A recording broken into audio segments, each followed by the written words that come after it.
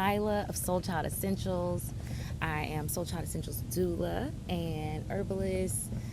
And I just wanted to pop on and share a message. It is World Doula Week 2025.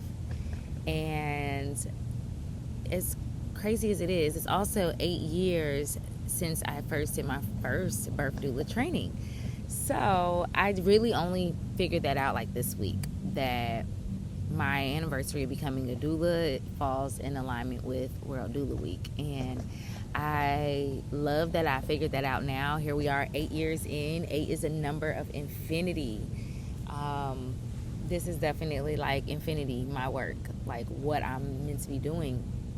And just thinking about like my experiences and my journey when I became a doula. A lot of people, want to know like what made you become one? How did you get there? So I became a doula after having my oldest daughter at the hospital. I was very young still, but I was educated. I felt like I knew a lot. I had a background with medical terminology. I understood, I studied anatomy, physiology. We all took sex ed before, but nothing prepared me for birth. Nothing. I didn't feel prepared enough. And the fact that we all have to go through this, and this is such a normal part of life, we should understand this a whole lot better. This whole process of childbirth. I decided that I wanted to be a doula. It just kind of came to me one day. I had a phone conversation with one of my good friends. She was like telling me she was pregnant. I was so excited. And as soon as I hung up the phone with her, I was just like, I'm going to be a doula. And it's like, I didn't know anyone who was a doula. I guess I probably learned about the profession in college, studying public health. I do remember learning about the maternal health crisis in that time, so maybe I learned about doulas then, but I just said it, I was like, I'm gonna be a doula. And I mean, within a month, I had already, my trainings were lined up and I was getting started.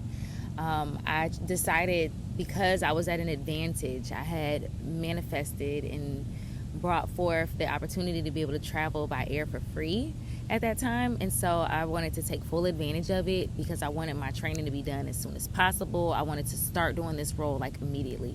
I went with the first training that I could figure out and find. DONA was the top of the list. That's what I went with. I did my training with them, and I found a training happening in Toronto. It was either there or I thought about going to like California, and I was like, you know what? Like, let's go somewhere else. Let's go somewhere where I really don't even know anybody. Like, let's just go do this. I was training in Toronto. It was definitely a journey and experience, one of personal self-development, but, being able to gain new skills as a doula, it really felt like I was aligning with, some other part of myself that I had been missing out on, and that a lot of it is just a remembrance for most of us. As I feel like as we go through it, when it's truly a calling, it's like a remembrance, because these are old practices, ancient practices and things that have been in place to help and support women for a very long time. And we're just, relearning it in this new physical form. So while I was in my class, they started off and they were just telling us, like, what is a doula? And a doula means a woman who serves. When you're trying to pick a passion, like what you want to do with your life and your time, I was asked the question, what would you do if money didn't matter? And occasionally as you get older, you might have to ask this question again and reshape your answer to it. But I felt like when I reshaped myself to it, I came to this conclusion that I would love to travel the world helping people with things that they need help with. And helping people is like a servant. You're like a server. I've done waitressing. I've done all types of service work for people in any capacity, in any age. If you could think of it, I've done it. I feel like it, at least. So during this birth doula training in Toronto, one of the things that was very apparent to me in this group, I was the only person of color. I was the only American there too, for obvious reasons. And it showed me though that like the communities and the people that I am around or have access to are my people. I'll say that. But time changes, things go on, things happen. Those are definitely like I definitely know I'm meant to change the lives of underserved populations and women, and to really repair and heal, to build for generations to come. And I feel that so strongly now, as I reflect on my time as a doula and where this journey has brought me. I'm happy to really formally announce it and say that I am standing firm in out of hospital birth settings. And what does that mean? That means I'm no longer taking my body into a hospital setting to not only not have a baby, not having a baby there, but I'm also no longer going back to support women in those situations and in those places. And I know everyone always wonders why. Well, number one, it's not all about the money. I jokingly say you could pay me $1 million, I might show up for one hospital birth again, just to change my life a little bit. But at the same time, I'm like, am I really willing to compromise and sell myself for something that I know I feel firmly in? And it's because I have a very strong passion for natural birthing and physiological birthing. And if this is a topic you're interested in learning more about, let me know in the comments. I would be happy to elaborate and explain why I feel that we should all be looking to have births as close to our natural as possible. And the nature of knowing that it's ancient wisdom that we all have, that we can all tap into, it's returning, it's coming back. And I just want to really fully get into it, feel it, learn it all the way, fully be confident in it, and then share that with other people. Because I'm one of those people, I really believe doctors, obstetricians should not be the only people who know how to have a baby. Especially the ones that don't have a vagina and can't push out of their vagina and their uterus a baby. Okay? So they shouldn't be the only ones that really understand how this process works and how this goes. This is not, I have to say this because it's always on my heart. It's been there for a very long time. I've always felt war presence in our atmosphere that could come in some time.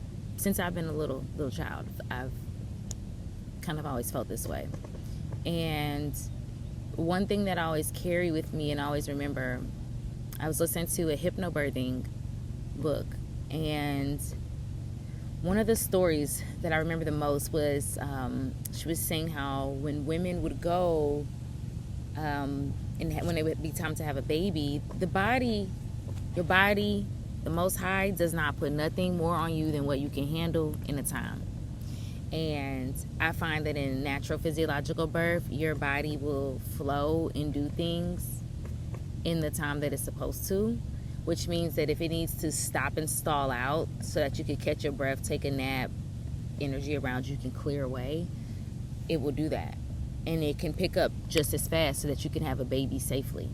And on this Audible book, I remember the audiobook, she said that a woman could be fleeing, might be on foot fleeing in the war, but her body will know when it's in a safe place to birth the baby quickly, and how a woman will carry her strength to keep going. And that was very impactful for me. And now, while I'm not going to be recommending nobody try to go out on anybody's streets in the middle of a war to have a baby as much as possible, you never know what your circumstances will be. And this is not to put fear into anybody. This is just the reality.